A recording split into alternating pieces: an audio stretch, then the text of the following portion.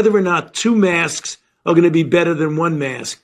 But, if you use common sense and say, until we get the data, if a physical barrier with one mask works, it makes common sense that 2 layers or 3 layers, and you should have a double layer mask and one mask anyway. But if you want to put an extra mask on, there's nothing wrong with that. There's no reason to be walking around with a mask.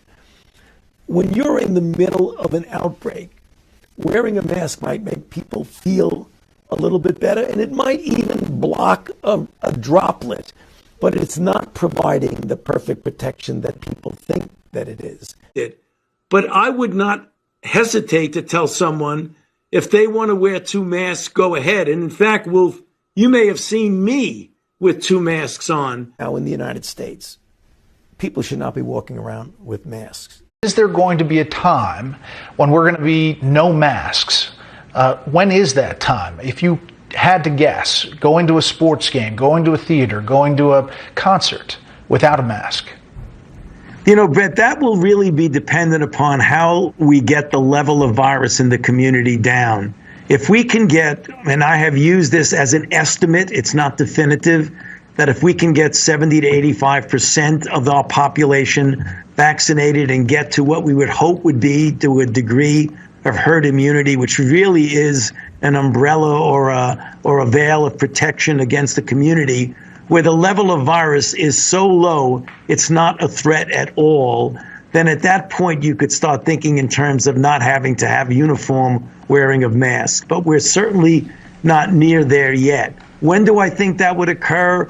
It's very difficult to predict, Brett, but if everything falls into the right place and we get this under control, it is conceivable that you might be able to pull back a bit on some of the public health measures as we get into the late fall of this year. But there's no guarantee of that, because if we don't get the overwhelming majority of the population vaccinated, there's still going to be a considerable amount of virus in the community.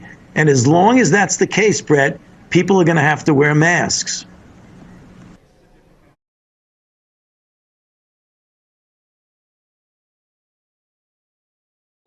Where there was 6 feet of distancing versus 3 feet of distancing. But that 6-foot requirement, that's one of the main hurdles to reopening schools. Right. Does this study suggest to you that 3 feet is good enough? It does indeed, and that's exactly the point I'm making. Looking at the distance that droplets fly by speaking, by coughing, by sneezing. So if you go way back and go, achoo, and go like that, you might get 27 feet. But so when you see somebody do that, get out of the way. There are some people but that's not practical. I know people that can do that. That is not practical, John. I'm sorry, but I was disturbed by that report because that's misleading. That means that all of a sudden the 6-foot thing doesn't work.